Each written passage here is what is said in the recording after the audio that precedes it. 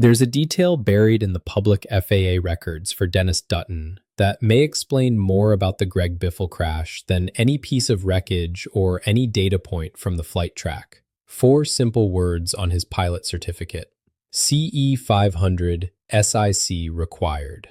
Those four words meant that Dennis Dutton, despite being a 67-year-old retired Delta Airlines captain with decades of experience flying some of the largest jets in the sky, was not legally authorized to fly a Cessna Citation 550 by himself. He needed a qualified second-in-command.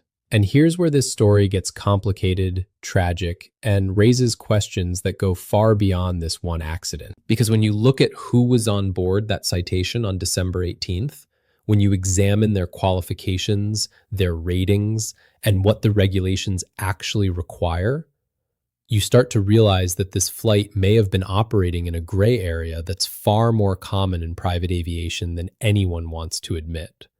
Today, we need to talk about what SIC required actually means, why it matters, who was qualified to serve as second-in-command on that flight, and how the crew configuration may have affected their ability to handle the emergency that unfolded. Because this isn't just about paperwork and regulations. It's about whether the right people were in the right seats with the right training when everything went wrong. Let's start with the basics, because the regulations surrounding pilot certification and crew requirements are complex, confusing, and often misunderstood even by experienced pilots. When you look at Dennis Dutton's FAA Airman Certificate, it shows he held an airline transport pilot license, which is the highest level of pilot certification. He had a type rating for the Cessna CE 500, which is the designation that covers the Citation family of aircraft, including the Citation 550 that crashed. But his certificate also shows a limitation: CE 500 SIC required. That limitation means he was not authorized to act as pilot in command of a CE 500 aircraft without a qualified second-in-command in the right seat. He could not fly the plane solo, even though there is a single pilot exemption available for the Citation 550. He had not obtained that exemption, or if he had obtained it recently, the FAA database had not yet been updated to reflect it. Now here's where it gets interesting. Under Part 91 operations, which covers private flights that aren't carrying paying passengers, the requirements for a second-in-command are different than they are for Part 135 charter operations or Part 121 airline operations. In the airline world, both pilots need to be fully qualified, fully trained, and fully certified for the specific aircraft type. But under Part 91, the regulations are more flexible. According to 14 CFR 61.55, a pilot can serve as second-in-command in an aircraft that requires more than one pilot without having a type rating for that aircraft, as long as they meet certain requirements. They need to hold at least a private pilot certificate with the appropriate category and class rating. They need to have received training and an endorsement for the specific make and model of aircraft. And they need to have performed and logged certain flight tasks, including takeoffs and landings, within the preceding 90 days. So theoretically, someone without a citation type rating could legally serve as second-in-command on a Part 91 flight in a citation, as long as they met those familiarization requirements. That's important because it means Greg Biffle, who held a multi-engine rating but not a citation type rating, could potentially have served as Dennis Dutton's second-in-command if he had received the proper training and familiarization. But here's the critical question. Did he actually receive that training? Was he endorsed for the Citation 550? Had he logged the required takeoffs and landings? We don't know the answers to those questions yet, but the NTSB certainly does by now. They have access to all the pilots' logbooks, all their training records, all their endorsements. And when the preliminary report is released, it will clarify who was qualified to do what. Now let's talk about the other pilot on board, Jack Dutton. Jack was Dennis Dutton's son, and according to FAA records, he held a private pilot certificate with a single-engine land rating and an instrument rating. That's a respectable level of certification for a young pilot. But here's what he didn't have. He didn't have a multi-engine rating, and he didn't have a citation type rating. That means under the regulations, Jack could not legally serve as second in command in the citation. The requirement for SIC under Part 91 specifies appropriate category and class rating. For a multi-engine jet, that means you need a multi-engine rating at minimum. A single engine rating doesn't qualify you. So if Jack was sitting in the right seat during the flight, he was not a legal second in command. He was essentially a passenger occupying a crew seat. Now, we need to be very careful here because we don't know for certain who was sitting in which seat. The NTSB has the cockpit voice recorder. They know exactly who was where and who was doing what, but they haven't released that information publicly yet. What we can do is look at what's likely based on the qualifications of the people on board and the normal practices in private aviation. Dennis Dutton was almost certainly in the left seat as pilot in command. He was the only person on board with a citation type rating, and he was the only one legally qualified to act as PIC. The question is, who was in the right seat? Was it Greg Biffle, who had a multi-engine rating and owned the airplane? Or was it Jack Dutton, who was a pilot in training at Auburn University's professional flight program? Here's where human factors come into play, and it's something that doesn't show up in regulations or training manuals. Dennis and Jack Dutton were father and son. Dennis was an experienced airline captain. Jack was pursuing a career in aviation. They were on their way to the Sugar Bowl to watch Auburn play. This was likely a special trip for both of them, a chance to spend time together doing something they both loved. The desire for a father to have his son in the right seat next to him in the cockpit of a jet would have been incredibly strong. It's a bonding experience, it's a teaching opportunity, it's a moment that any pilot father would want to share with his pilot son. But here's the problem. Wanting something doesn't make it legal, and putting an unqualified pilot in the second in command seat, even if he's not actually manipulating the controls, creates risks that may not be obvious until an emergency happens. Let's talk about what those risks are, because this is where the regulatory requirements actually connect to real-world safety. In a normal flight, with everything going smoothly, the person in the right seat doesn't need to do much. They can help with radios, they can monitor instruments, they can be an extra set of eyes. Even an inexperienced pilot can provide some value in that role. But when an emergency happens, the dynamic changes completely. Suddenly, the second in command needs to be an active participant in managing the emergency. They need to run checklists. They need to make configuration changes. They need to monitor critical parameters. They need to communicate with air traffic control. They need to back up the pilot flying and catch errors before they become catastrophic. An untrained or underqualified second in command can't do those things effectively. They become a passenger at exactly the moment when the pilot in command needs a true co-pilot the most. There's a concept in aviation safety called crew resource management, or CRM. It's the idea that the cockpit should function as a team, with both pilots actively participating in decision-making, cross-checking each other's actions, and maintaining situational awareness. CRM has been drilled into airline pilots for decades, and it's credited with preventing countless accidents. But CRM only works when both pilots are properly trained and qualified. If one pilot is significantly less experienced or lacks the proper ratings for the aircraft, the CRM dynamic breaks down. The less experienced pilot may hesitate to speak up. They may not recognize when something is wrong. They may not know what questions to ask or what actions to take. And the pilot in command, instead of having a resource they can rely on, effectively has a student they need to supervise.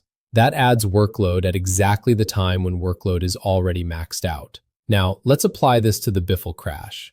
We know from audio that surfaced online that someone made radio calls indicating the aircraft had an issue and was returning to the airport. Aviation analysts who have listened to that audio have noted that the voice sounds young, which would be consistent with Jack Dutton making the calls. If that's accurate, it tells us several things. First, Jack was actively involved in operating the aircraft. He wasn't just a passenger, he was on the radios, which is typically an SIC duty. Second, he was communicating the emergency, which means he was aware of what was happening and was trying to help manage the situation. Third, and this is important, if Jack was handling the radios, that means Dennis was likely focused on flying the airplane. That's a normal division of duties, and it's exactly what you'd expect in an emergency. Pilot flying focuses on controlling the aircraft. Pilot monitoring handles the radios and checklists. But here's the question that keeps coming up. If Jack didn't have a multi-engine rating, if he had never been trained on the citation, if he didn't know the emergency procedures or the aircraft's performance limitations, how effective could he be in that monitoring role? Could he run the emergency checklists properly? Did he know what callouts to make? Did he understand what performance to expect on one engine? Could he cross-check the pilot flying's actions and catch errors? These are questions that the cockpit voice recorder will answer definitively. But even without that recording, we can make some educated assessments based on what we know about training and qualifications. A private pilot with only a single engine rating would have no training on engine-out procedures in a multi-engine aircraft. They wouldn't know about VMC, which is minimum controllable airspeed with one engine inoperative. They wouldn't know about the performance limitations of single-engine flight. They wouldn't know the proper configuration for maximum single-engine climb performance. They wouldn't know the checklist items for securing a failed engine. All of that knowledge comes from multi-engine training, and Jack didn't have that training. So even if he was trying his best to help, even if he was calm and professional, he simply wouldn't have had the knowledge base to be an effective crew member in this situation. Now let's talk about Greg Biffle. Biffle held a multi-engine rating, which means he had at least basic training on multi-engine operations. He understood the concepts of VMC, single-engine performance, and engine-out procedures. He was also the owner of the airplane, which suggests he had been flying in it regularly and was familiar with it. Under the Part 91 SIC requirements, Biffle could potentially have served as a legal second in command if he had received the proper familiarization training and endorsements. But there's a big difference between meeting the minimum legal requirements and being a truly effective crew member. An SIC who has the basic legal qualifications but hasn't been through formal recurrent training, who hasn't practiced emergency procedures in a simulator, who hasn't flown with the PIC regularly enough to develop a smooth CRM dynamic, that SIC is going to be significantly less effective than a fully trained professional co-pilot. In the airline world, both pilots go through the same rigorous training. They both fly the line regularly. They both maintain proficiency. They're both comfortable in either seat. That's not the case in most private aviation operations. In private aviation, especially owner-flown aircraft, you often have one highly qualified pilot and a second person who barely meets the legal minimums. That creates an asymmetry that can be dangerous in an emergency. The highly qualified pilot ends up doing 90% of the work, and the second person is along for the ride. That defeats the whole purpose of having a two-pilot aircraft. Here's where this gets really interesting from a legal and insurance perspective. If Dennis Dutton required an SIC and nobody on board met the qualifications to serve in that role, then the flight was being conducted illegally. It was an unauthorized operation, and that has huge implications. Insurance companies typically include clauses that void coverage if the aircraft is being operated outside of regulatory compliance. If the NTSB determines that the flight was illegal due to lack of a qualified SIC, the insurance company could potentially deny coverage. That would leave the families of the victims with no recourse for compensation, and it could expose the estate of whoever was responsible for operating the aircraft to massive liability. There's also the question of what's called the Federal Aviation Regulations Part 91.13, which prohibits careless or reckless operation of an aircraft. If you operate an aircraft without meeting crew requirements, that could be considered careless or reckless. The FAA can impose fines and certificate actions for violations. Obviously, in this case, with all the pilots deceased, there won't be any enforcement action against them.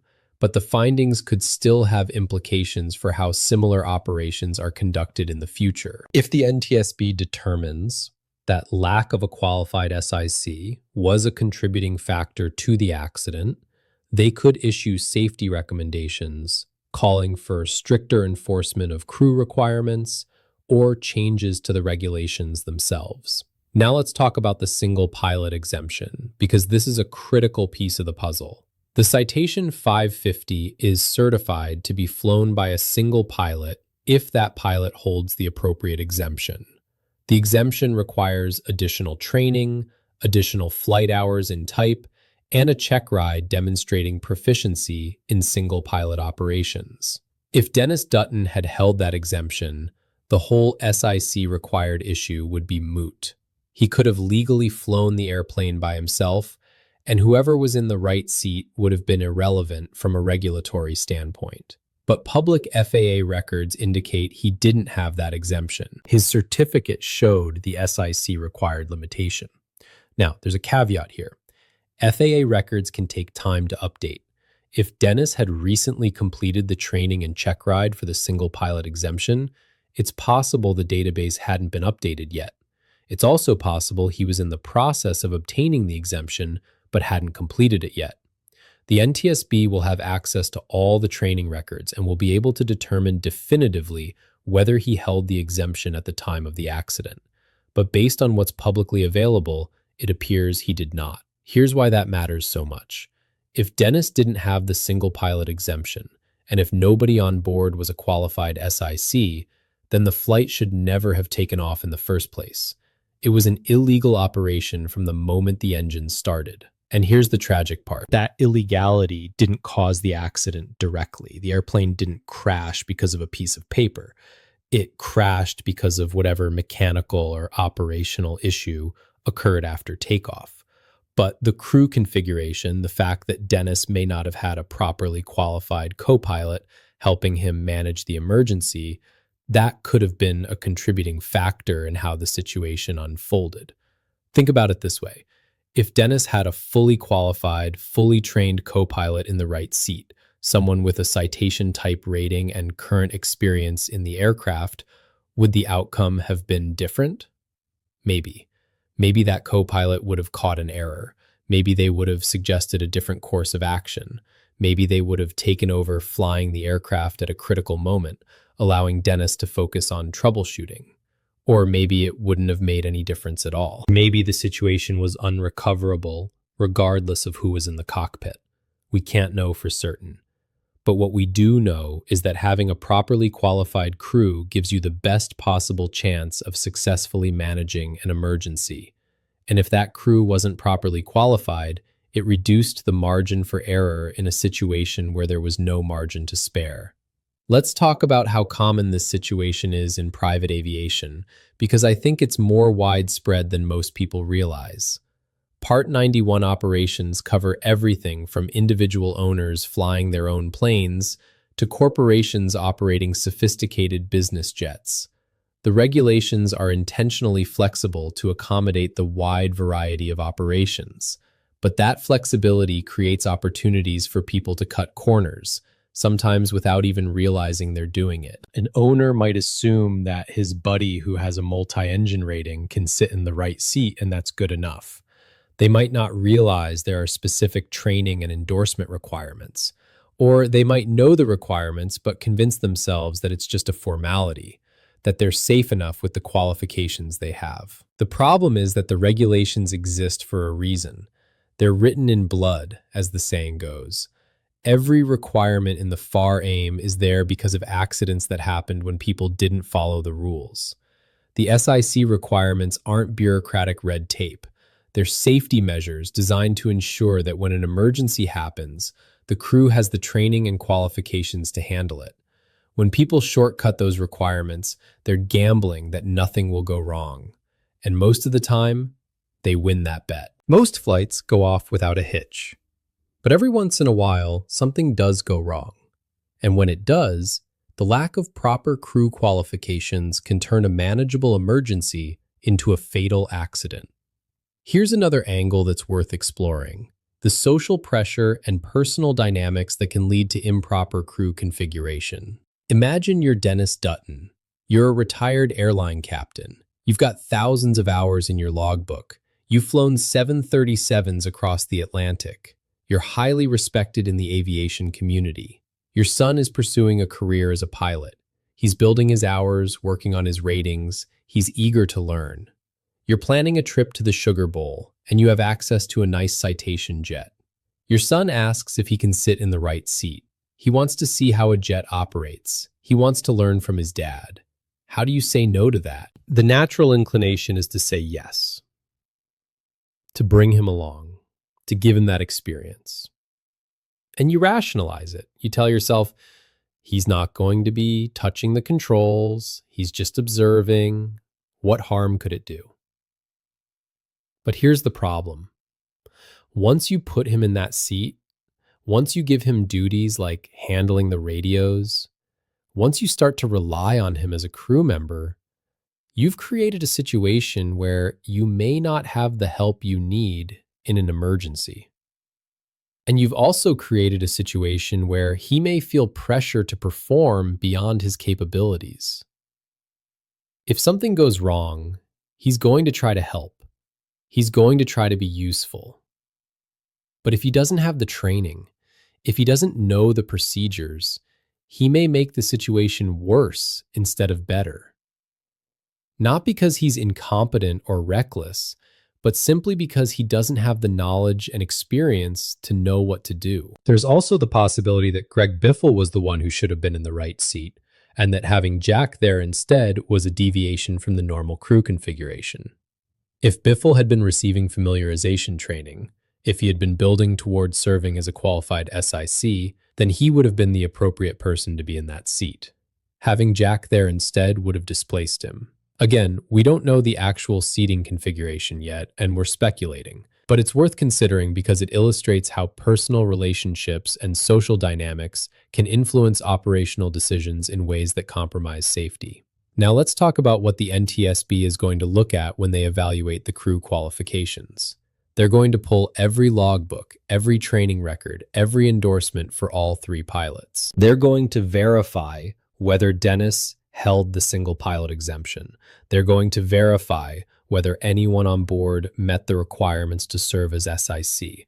They're going to look at the cockpit voice recorder and determine who was sitting where, who was flying the airplane, and who was handling which duties. They're going to analyze whether the crew's qualifications and experience level contributed to the accident. Did lack of a qualified SIC affect the crew's ability to manage the emergency? Were there errors made that a more experienced co-pilot might have caught? Was there task saturation or confusion that resulted from having an underqualified crew? The preliminary report will likely include basic information about the pilot's qualifications. It will state who held what certificates and ratings. It will note whether there were any limitations on those certificates. But it probably won't include a detailed analysis of whether the crew met regulatory requirements. That analysis will come in the final report, after the NTSB has had time to review all the regulations, consult with legal experts, and determine definitively whether the flight was legal. If they determine it was not, that finding will be stated clearly in the probable cause section of the report. Here's why this matters beyond just this one accident. If the NTSB finds that improper crew configuration was a factor, they're likely to issue safety recommendations aimed at improving compliance with SIC requirements. They might recommend that the FAA conduct more frequent ramp checks to verify crew qualifications. They might recommend changes to the regulations to make them clearer and less ambiguous. They might recommend that insurance companies require proof of proper crew qualifications before issuing coverage. They might recommend that aircraft manufacturers and training organizations do a better job of educating owners and operators about crew requirements. All of those recommendations would have ripple effects throughout the private aviation industry. There's also the human element that we can't ignore. This accident killed 7 people, including 3 young men who were just starting their lives. Julian Dutton was 19, Jack Dutton was 20, Peter Dutton was 23. They died in an accident that may have been at least partially the result of regulatory non-compliance. That's a tragedy that goes beyond just the loss of life. It's a tragedy that was potentially preventable if the rules had been followed. And that's going to weigh heavily on the aviation community as the investigation unfolds. Now, we need to be clear about something. We don't know for certain yet whether the crew was properly configured. We don't know who was in which seat. We don't know whether Greg Biffle had received the necessary familiarization training to serve as SIC. We don't know whether Dennis Dutton had recently obtained the single pilot exemption. All of those facts will come out in the NTSB's reports. What we're doing here is analyzing the publicly available information and exploring the possibilities based on that information. It's entirely possible that the crew was properly configured, that all regulatory requirements were met, and that the qualifications issue is a red herring.